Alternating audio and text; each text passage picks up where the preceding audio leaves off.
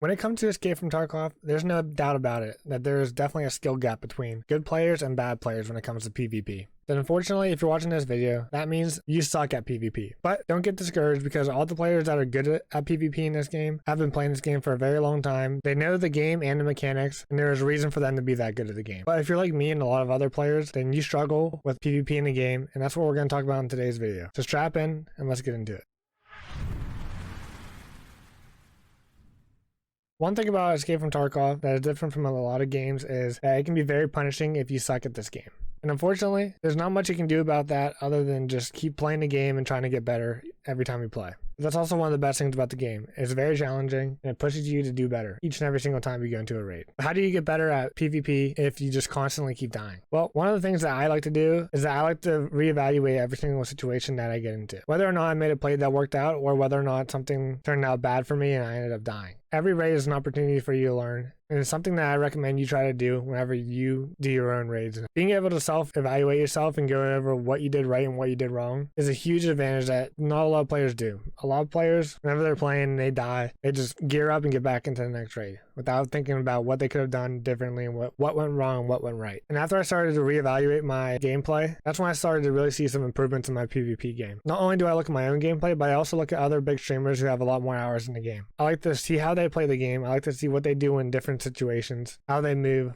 what their aim is like, and what is going through their head when they are engaging in a PvP fight. Although it sounds like it could be an easy solution, it's not, because unlike any other game, Escape from Tarkov's PvP is different every single raid. You're never going to get the same exact kill every single time, and you're never going to be put in the same situation you are in any raid that you do. But you can control a lot of variables in each engagement that you get in to better improve the outcome for you. So take a step back, and if you can record your gameplay, that can help you, but you don't necessarily need to do that. Just think about the scenario that you were just in and think about what you could have done differently that would have changed the outcome of the fight. Whether or not you pushed the player, been more aggressive, or if you took a step back, healed up, ran away, and took the fight from a different angle. Simple little things like that can change the outcome of a fight, whether or not you realize it. Another thing that I noticed whenever I started reevaluating my PvP skill is my positioning when fighting players was awful. If you've ever played any type of first-person shooter, whether it be Call of Duty, Escape from Tarkov, Halo, PUBG, any type of shooter game, positioning is key. I think positioning is the most important thing when it comes to fighting. And using your position to your advantage allows even people who have terrible aim and who are not experienced at the game outplay good players and overall talented players at the game. For example, I am not very good with recoil control in Tarkov. That's why I tend to use guns that are single fire and output a lot of damage, and typically ones that can one-shot in the head. The way I play PvP is I position myself to my advantages and I sit back and take fights from long to mid ranges. Up close and close combat fights are not my cup of tea. If I can avoid them at all costs, even if somebody pushes me, I try to reposition and move back. That way I can push back and play to my strengths.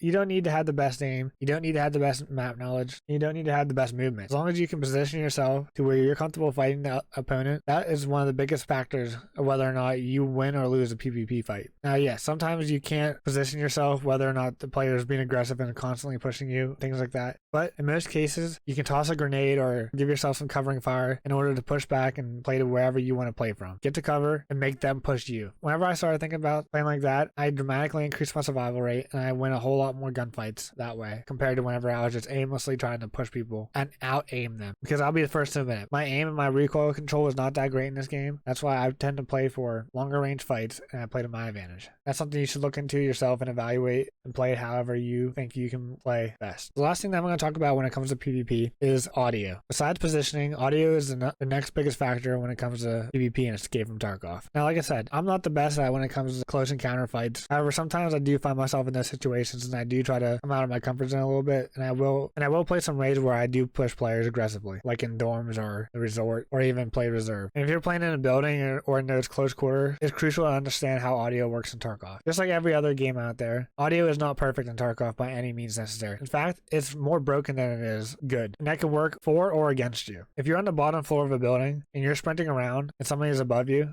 chances are they're not going to hear you at all. You can run around below them and flank around them and come up the stairs, and they won't hear you at all until you're on the same exact level as they are. For example, if you're running around the first floor dorms and you run up to the second story, they're not going to hear you until you're already up onto that floor with them. That gives you the biggest advantage because you can push right up to them and shoot at them before they even have a chance to react to you. Now, unfortunately, this is an unfair situation for a lot of players, but that's just how the game is right now, and that's how you have to adapt to play. That works everywhere in Tarkov. If someone is running around below you, you're not going to be able to hear them. So you can use that to your advantage and flank around people and make crazy plays like you see all these other big streamers do. Another thing about audio that I realized, and this is from watching other streamers play and not doing this myself, that they are constantly moving around and making noise to try to confuse the enemies. Like I said, audio is not perfect in this game. And if you're constantly moving around and you're constantly pushing in different directions, the audio can get messed up for other players that you're fighting against. And it could sound like they are pushing away from you, or it can sound like they're pushing up close to you. The audio gets muffled around and it confuses the enemy, which can help you in a lot of fights.